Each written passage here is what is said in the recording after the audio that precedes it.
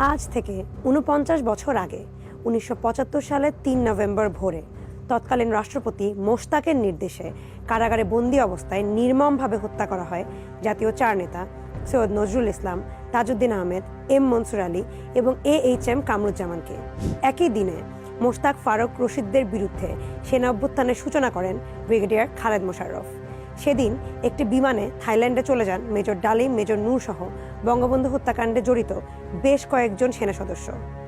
অনেক বিশ্লেষক মনে করেন অভ্যুত্থান এবং কেন্দ্রীয় কারাগারে জাতীয় চার নেতাকে হত্যা একই সূত্রে গাথা।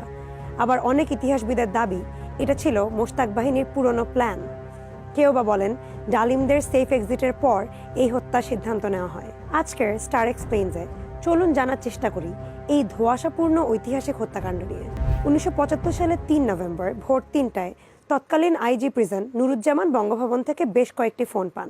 মেজর রশিদ ও রাষ্ট্রপতি মোশতাক তাকে নির্দেশ দেন রিসালদার মোসলেমউদ্দিন নামে এক সেনা সদস্য জেল গেটে আসলে তাকে যাতে সব রকম সহযোগিতা করা হয়। দেশে তখন এক উত্তাল সময়। ৩ মাস আগে ১৫ আগস্টে তৎকালীন রাষ্ট্রপ্রধান বঙ্গবন্ধু শেখ মুজিবুর রহমানকে সপরিবারে নিজের ৩২ নম্বরের বাসায় হত্যা করে সেনাবাহিনীর একাংশ। সেদিন থেকেই আওয়ামী লীগ নেতা খন্দকার মোশতাক আহমেদ বাংলাদেশের রাষ্ট্রপতির দায়িত্ব গ্রহণ করেন। তিনি দেশ শাসন করা শুরু করেন বঙ্গভবন থেকে বঙ্গবন্ধু হত্যাকারী কর্নেল রশিদ ফারুকদের সঙ্গে নিয়ে। তার শাসনামলেই ২২শে আগস্ট মুক্তিযুদ্ধে নেতৃত্ব দানকারী জাতীয় চার নেতা সৈয়দ নজরুল ইসলাম, তাজউদ্দিন আহমেদ, মোহাম্মদ মনসুর আলী এবং আবুল হাসনাত মোহাম্মদ কামরুজ্জামানকে গ্রেফতার করে তৎকালীন ঢাকা কেন্দ্রীয় কারাগারে পাঠানো হয়। এই গ্রেফতারের ২ মাস ১৯ দিন পর নভেম্বরের ৩ তারিখ সূচনা হয় সেই ভয়াল কালো রাতের। একদিকে খালেদ মোশাররফ তখন পাল্টা অভ্যুত্থান করে মোশতাক রশিদদের ক্ষমতাচ্যুত করার চেষ্টা করছেন, আরেকদিকে কর্নেল ডালিমরা পাড়ি দিচ্ছেন বিদেশে। আর তৎকালীন ঢাকা সেন্ট্রাল জেলে কড়া নাড়ছে রিসালদার মোসলেমউদ্দিন এবং তার বাহিনী। একই জেলের সুবেদার আব্দুল ওয়াহেদ মৃধার ভাষ্যমতে সেই রাতে ২:৩০টার দিকে হঠাৎ জেলখানায় পাগলা ঘণ্টি বাজে। কিছুক্ষণ পর তিনি খোঁজ নিতে জেল গেটে গিয়ে দেখেন আর্মির কিছু লোক দাঁড়িয়ে আছে। আইজি, ডিআইজিও সেখানে উপস্থিত। তাদের সামনেই জেলার তার হাতে একটি কাগজ তুলে দিয়ে বলেন এই লিস্টের কয়েদিদের একত্র করতে। কাগজে ছিল জাতীয় চার নেতা সহ আরও ২ জনের নাম। তারা হলেন আওয়ামী লীগের নেতা তোফাজ্জল হোসেন এবং আব্দুর রাজ্জাক। সুবেদার মৃধা জেলারকে বলেন শেষ ২ জন এই জেলে নেই। তখন সুবেদার মৃধাকে বাকি ৪ নেতাকে একই সেলে একত্র করার কমান্ড দেওয়া হয়। তাজউদ্দিন ও নজরুল ইসলাম বন্দী ছিলেন জেলের ১ নম্বর সেলে। সেখানে কামরুজ্জামান ও মনসুর আলীকে আনা হয়। তারা তখন সুবেদার মৃধাকে জিজ্ঞেস করেন তাদের কেন ডাকা হয়েছে। তাজউদ্দিন কন্যা এবং সাবেক সংসদ সদস্য সিমিন হোসেন রিমির সংগৃহীত বয়ানে সুবেদার মৃধা দাবি করেন তিনি হত্যা ষড়যন্ত্রের কিছুই জানতেন না। চার নেতার প্রশ্নে তাই তিনি জবাব দেন হয়তো তাদের নিয়ে নতুন মন্ত্রী পরিষদ গঠন হবে, তাই তাদের একত্রে ডাকা হয়েছে জেল থেকে নিয়ে যেতে। কিন্তু তাজউদ্দিন আহমেদ হয়তো অন্য কিছু আশঙ্কা করছিলেন। তিনি বাকিদের বলেন সময় বেশি নেই, আপনারা উজু করে আসেন। ৪ নেতা উজু করে নজরুল ইসলামের চৌকিতে বসলেন। কিছুক্ষণ পরই ৪ জন সেনা সদস্য সেই সেলে ঢুকে পড়ে।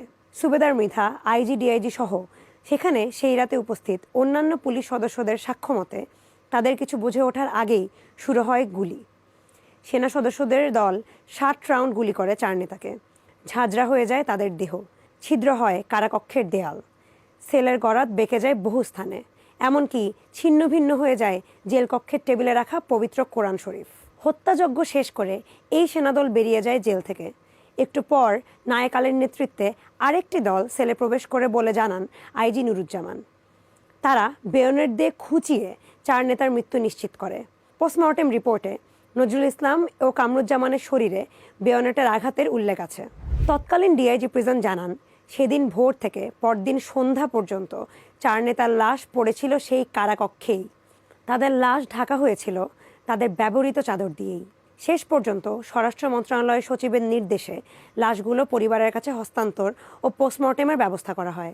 ঘটনার পরদিনই দায়ের হয় মামলা, কিন্তু মামলার তদন্ত থেমে থাকে দীর্ঘ ২১ বছর। ১৯৯৬ সালে বঙ্গবন্ধু হত্যা মামলা ও জেল হত্যা মামলার বিচার কাজ শুরু হয়।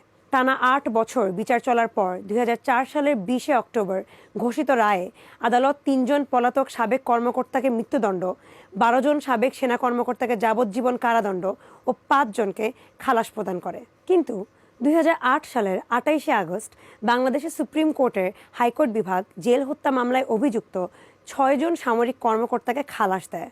খালাসিদের মধ্যে ছিলেন সৈয়দ ফারুক রহমান, সুলতান শাহরিয়ার রশিদ খান, বজলুল হুদা এবং AKM মহিউদ্দিন আহমেদ। 2010 সালে বঙ্গবন্ধু শেখ মুজিবুর রহমানের হত্যাকাণ্ডে জড়িত থাকার অভিযোগে এই 4 জনকে মৃত্যুদণ্ড দেওয়া হয়। 3রা নভেম্বরের হত্যাকাণ্ড বাংলাদেশের সবচেয়ে অন্ধকার অধ্যায়গুলোর একটি। মোশতাকের নির্দেশে ঘটা এই জেল হত্যা নিশ্চিত করে দেয় যাতে দেশের নেতৃত্বে সামনে মুক্তিযুদ্ধের কারিগর এই 4 জন শীর্ষস্থানীয় নেতা না আসতে পারে। সৈয়দ নজরুল ইসলাম, তাজউদ্দিন আহমেদ, মোহাম্মদ মনসুর আলী এবং আবুল হাসনাত মোহাম্মদ কামরুজ্জামান 4 জনই তাদের সাহসিকতা ও রাজনৈতিক বিচক্ষণতার পরিচয় দিয়েছেন 1971 সালে মুক্তিযুদ্ধে এবং যুদ্ধ পরবর্তী সময়ে। তাদের জেলে বন্দি অবস্থায় নৃশংসভাবে হত্যা করার ঘটনা জাতি হিসেবে আমাদের জন্য লজ্জাজনক। জেল হত্যা দিবসে তাদের স্মরণ করছি শ্রদ্ধাভরে।